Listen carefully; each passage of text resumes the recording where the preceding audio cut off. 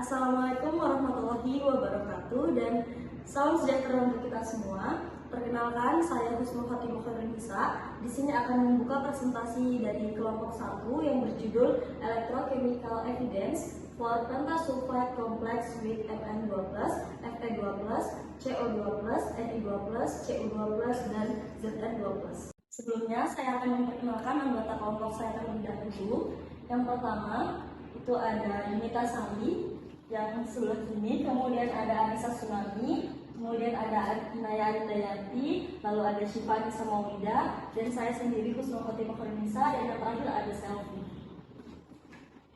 Kita masuk ke bagian abstrak. Masalah utama dalam penyelidikan kimia polisulfida dari logam adalah konsentrasi polisulfida dan logam yang sangat rendah di sebagian besar alam. Meskipun ada laporan ratusan mikromolar dalam sistem mikroba, masalah ini telah diatasi dengan menggunakan voltametri untuk menunjukkan terjadinya serangkaian kompleks tetrasulfida. Kompleks dengan Mn2+, Fe2+, CO2+, Ni2+, Cu2+, dan Zn2+, pada konsentrasi logam dan polisulfida dalam kisaran makromolar. Kemudian case study ini menjelaskan studi serupa reaksi pada konsentrasi mikromolar dari ligan pentasulfida dengan ligan Mn2+, dengan Mn2+, Fe, Co, Ni, Cu, dan Zn. Untuk bagian selanjutnya akan diteruskan oleh kelompok saya. Saya Inaya Aridayanti yang akan melanjutkan pendahuluan case studi ini. Agar logam tersedia bagi organisme dalam sistem anaksik, logam harus dapat larut secara intuitif. Hal ini akan tampak bermasalah karena ketidaklarutan yang terkenal dari banyak mineral sulfida logam yang umumnya menunjukkan kemungkinan kurangnya ketersediaan hayati untuk logam. Logam-logam dari seri transisi pertama adalah sangat penting untuk berbagai proses biokimia yang mendasar. Mn, Fe, Co, dan Ni memiliki sulfida yang paling mudah larut. William dan Silva 1996 menyarankan bahwa logam-logam ini akan menjadi yang paling tersedia bagi organisme primitif. Faktor kinetik terhadap penyerapan sebagian besar masih belum diketahui. Bahkan pada suhu rendah, ada fase padat sulfida logam yang menstabil dan mungkin secara kinetik signifikan. Beberapa di antaranya memiliki kelarutan yang lebih tinggi dibandingkan dengan yang padat dan stabil. Saya Yunita Sari akan melanjutkan tujuan mereview case studi ini. Baik, yang pertama ada identifikasi kompleks untuk mengidentifikasi dan memahami sifat-sifat elektrokimia dari kompleks pentasulfida dengan logam transisi yang disebutkan Mn2+, Fe2+, Co2+, Ni2+, Cu2+, dan Zn2+. Tujuan yang kedua, pemahaman sifat-sifat kimia untuk mendapatkan pemahaman yang lebih baik tentang sifat-sifat kimia dari logam-logam transisi, tentu dalam konteks interaksi dengan sulfida. Tujuan yang ketiga, aplikasi teknis untuk mengidentifikasi potensi aplikasi kompleks sulfida dengan logam transisi dalam berbagai aplikasi teknis seperti dalam analisis kimia, pemurnian logam, elektrokimia industri, atau pengolahan limbah. Tujuan yang keempat, kontribusi terhadap pengetahuan ilmiah untuk memberikan kontribusi terhadap pemahaman ilmiah kita tentang kimia kombinasi, reaktivitas elektrokimia, dan perilaku logam transisi dalam sistem oksidasi dan reduksi. Saya Syifa Nisa Maulida akan melanjutkan tentang metode penelitian yang digunakan pada case studi ini, yaitu menggunakan alat voltameter yaitu untuk mengukur jumlah muatan pada larutan elektrolit. Menggunakan titrasi logam pentasulfida dalam larutan NaCl dan NaCl4, di mana larutan NaCl dan NaCl4 merupakan larutan elektrolit. Dilakukan dengan pH 7 menggunakan alat spektrofotometer UV vis. Terus di mana titrasi pentasulfida pada pH 7 dalam larutan NaCl pada NaCl4 dengan katuan 12 dari Mn, Fe, Co, dan Ni menunjukkan bahwa puncak pentasulfida bergeser, di mana ketika larutan dibersihkan hanya ada sedikit perubahan pada arus puncak pentasulfida. Hal ini karena H2S5 dan spesies lainnya tidak dilepaskan dari larutan, di mana data ini menunjukkan bahwa labil bentuk kompleks dan metode dan home seperti yang dimodifikasi oleh head dan header dapat digunakan untuk mengevaluasi konstanta kestabilan. 2. Titrasi logam pentasulfida ini dilakukan dalam larutan NaCl dan NaClO4. Berbeda dengan kompleks tetrasulfida, di mana Na2SO4 ditemukan kurang memuaskan sebagai elektrolit pendukung untuk pentasulfida kompleks, di mana data konstanta stoikiometri dan stabilitas dalam elektrolit ini muncul tidak konsisten dibandingkan dengan hasil yang diperoleh dalam NaCl dan NaClO4.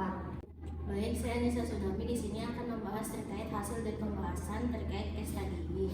Hasilnya adalah kompleks logam pentasulfida untuk Mn, Fe, Co, dan Mi ditentukan dengan metode Devon dan metode TUM.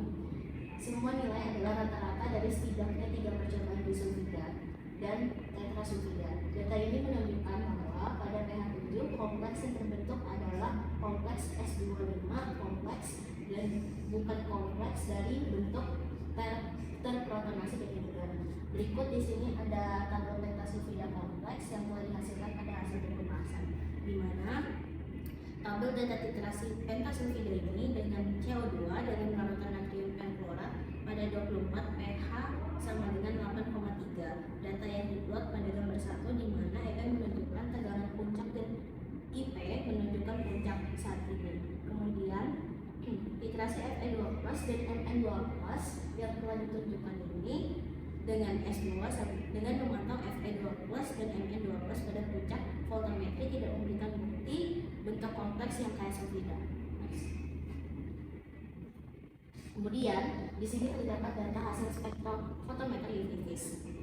Dari data yang telah didapatkan pada case study ini, pada gambar 1, plot konsentrasi untuk titrasi 1,21 pentasulfida dengan CO2 dalam larutan natrium perfluorat 0,5 per potongan plot memberikan konstanta stabilitas. Dapat dilihat di sini adalah konstanta stabilitas antara plot dengan plotnya. Kemudian didapatkan nilai perpotongan regresi karena dua kompleks yang diamati. Plot F1 dengan S memberikan intersip sebagai Y1 dan kemiringan sebagai Y2. Dapat kesesuaian dengan nilai Y2 dari kemiringan plot ini dan perpotongan plot F2. Rendahnya nilai koefisien regresi plot terakhir disebabkan karena data sejajar dengan suhu konsentrasi seperti yang diharapkan untuk kompleks terakhir. Rata-rata seluruh nilai F2 memberikan Y2 sebesar 2,27 dikali 1011 dengan koefisien variasi sebesar 10,1% dan memenuhi syarat dari data tersebut. Dapat dilihat plot dari pertama, kedua, dan ketiga ini merupakan plot yang sejajar. Jadi dapat diketahui bahwa ketiga plot ini memenuhi syarat dengan data lainnya. Oke, saya Selvi akan menyimpulkan hasil case studi yang kami review sebelumnya, di mana studi ini menjelaskan keberadaan serangkaian kompleks logam-logam pentasulfida yang dapat terjadi di lingkungan anoksik, sulfidik, dan dekat antarmuka anoksik, di mana konsentrasi sulfidanya itu bisa menjadi rendah. Nah, pada antarmuka ini kompleks logam polisulfida akan lebih disukai daripada bisulfida untuk logam Mn, Fe, Co, Mi, dan mungkin berkontribusi pada pengangkutan logam dan juga ketersediaan hayati di sekitarnya. Nah, ketika sulfidik berada mencapai zonanya, kompleks logam bisulfida akan mulai mendominasi. Untuk Zn dan Cu, kompleks sulfidanya terbentuk pada pH netral dengan konstanta stabilitas yang lebih besar dari kompleks polisulfida. Dengan demikian, kompleks polisulfida mungkin lebih sedikit penting untuk kedua logam ini. Cukup sekian presentasi dari kelompok kami. Saya akan membuka sesi pertanyaan yang pertama. Di sesi ini saya akan mengambil satu pertanyaan dari teman-teman. Apakah dari teman-teman ada yang ingin bertanya? Saya. Ya, silahkan. Saya mau bertanya, apa yang dimaksud dengan kompleks pentasulfida dengan logam transisi? Terima kasih atas pertanyaannya. Tadi pertanyaannya, apa yang dimaksud dengan kompleks pentasulfida dengan logam transisi? Jadi, kompleks pentasulfida adalah senyawa kompleks yang terdiri dari atom logam transisi yang terikat pada 5 atom sulfur. Nah, dalam konteks ini, studi ini memeriksa bahwa kompleks pentasulfida dengan logam transisi seperti mangan, atau Mn, kemudian besi atau Fe, kemudian ada kobalt atau Co, nikel atau Ni, dan Zn atau Zn. Baik, saya akan membuka pertanyaan untuk di sesi kedua. Apakah ada yang mau ditanya? Baik, kepada Syifa dipersilakan. Jadi pertanyaan saya, apa implikasi dari penelitian ini dalam pengembangan metode analisis kimia baru? Pertanyaannya, apa implikasi dari penelitian ini dalam pengembangan metode analisis kimia baru? Saya jawab, penelitian ini dapat membuka jalan baru pengembangan metode analisis baru untuk mendeteksi dan mengidentifikasi kompleks sulfida dengan logam transisinya. Metode-metode ini dapat digunakan dalam berbagai bidang seperti analisis kimia, pemurnian logam, dan pengolahan limbah.